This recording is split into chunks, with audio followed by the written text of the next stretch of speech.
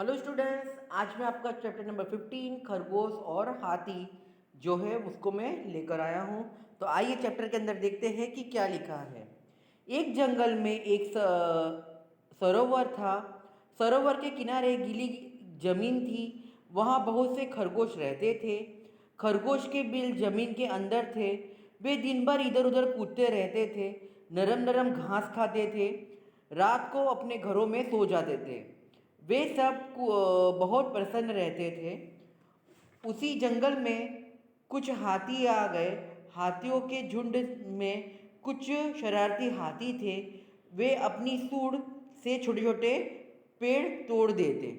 यानी यहाँ पर लिखा है कि बहुत सारे खरगोश जो थे वो क्या है कि एक नदी के किनारे रहते थे। वहाँ पर क्या है, नरम नरम जो मिट्टी थी, उसको गीली मिट्टी थी, उसमें उन लोग क्या है, उन्होंने अपना यानी क्या है दर यानी कि घर बना कर रखा था। और छोट वहाँ पर वो लोग रहते थे और घास खाते थे और रात को सो जाते थे। तो अचानक उस जंगल में क्या है, कुछ हाथी आते हैं। और उनमें से कुछ हाथी जो है वो कि बहुत शरारती थे। पेड़ कुचल देते, हाथियों के बच्चे खेल खेल में एक दूसरे से लड़ते। कभी एक छोटा हाथी नीचे होता तो कभी दूसरा। हाथी पानी से बहुत प्यार करते हैं। वे सूंड में पानी भर भर कर नहाते, फिर सरोवर के किनारे मिट्टी में लौटते। नरम जमीन उनके भार से दब जाती। साथ ही कई खरगोश परिवार भी दब जाते। इससे खरगोश बहुत दुखी थे। यानी जो हाथी है वो क्या है कि उनको क्या है, पानी से बहुत प्यार है। तो उनके बच्चे क्या है, कभी है ना खेल खेल में लड़ते थे, मारपीट करते थे, फिर पानी से क्या है नहाते थे। और जो नरम नरम मिट्टी है उससे उन लोग क्या करते थे, यानी वहाँ पर उन लोग को जाते थे तो क्या है, वो जो नरम मिट्टी दबती थी तो क्या है उससे बहुत से खरगोश क्या है मर जाते थे। इस बात से क्या है खरगोश दुखी थे। खरगोश के सरदार ने एक उपाय सोचा। कुछ चुने हुए खरगोश के साथ वह हाथी के सरदार के पास गया। कुछ दूरी पर बैठ खरगोशों के सरदार ने अपने अगले पांव उठाए। उसने उन्हें हाथ जोड़कर नमस्कार किया। हाथी के सूंड उठाकर नमस्कार का उत्तर दिया। खरगोश का सरदार बोला, हम चांद के भांजे हैं। चांद में आप हमारे भाई बंधुओं को देख सकते हैं। हाँ, हमारे भाई धरती पर रहने आए हैं।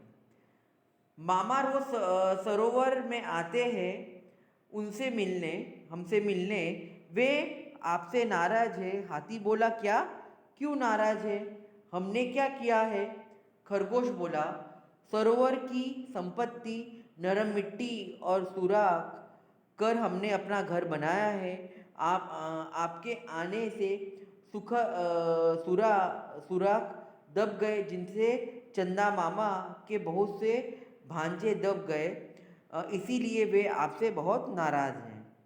खरगोश आगे बोला, वे रात को सरोवर में आएंगे और उन्हें यह देखकर अच्छा नहीं लगेगा। यानी यहाँ पर जो खरगोश है उन लोग क्या कहते हैं, जो चांद को मामा बोलते हैं, मामा बोल रहा है। और वो कहता है कि तुम जो चांद है वो तुमसे क्या है नाराज़ है। क्यों नाराज़ है? क्योंकि तुम्हारे जो भारी वजन से जो नरम मिट्टी है वो दब रही है और उनके कई सारे क्या है जो भांजे मर जा रहे हैं, इसलिए। और वो कहता है कि रात को वो तुमसे मिलने आएंगे।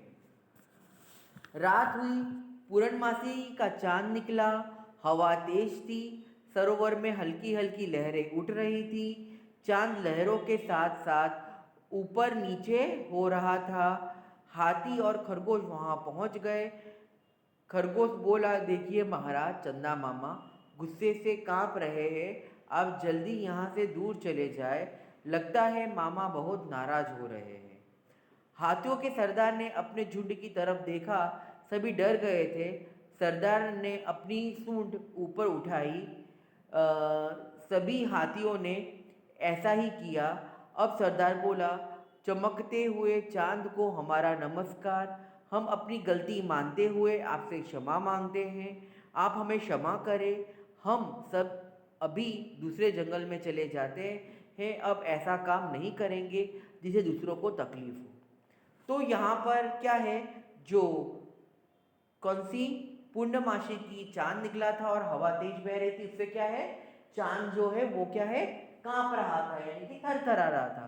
तो उसी को यानी क्या है, खरगोशों ने वो हाथी को बताया और कहा कि जो चांद है वो गुस्से में आपसे यानी कांप रहा है।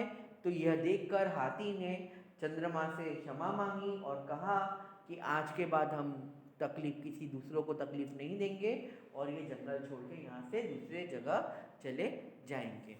तो आपने देखा यहाँ पर खरगोशों ने कितनी अच्छी समझदारी दिखाई। उन्होंने अपने आप को बचाने के लिए एक तरकीब सोची और वो तरकीब को अपनाया जो सबके हित में था। तो ये चैप्टर जो है यहीं पे समाप्त होता है। फिर मैं मिलता हूँ मेरे नेक्स्ट चैप्टर में, नेक्स्ट वीडियो में।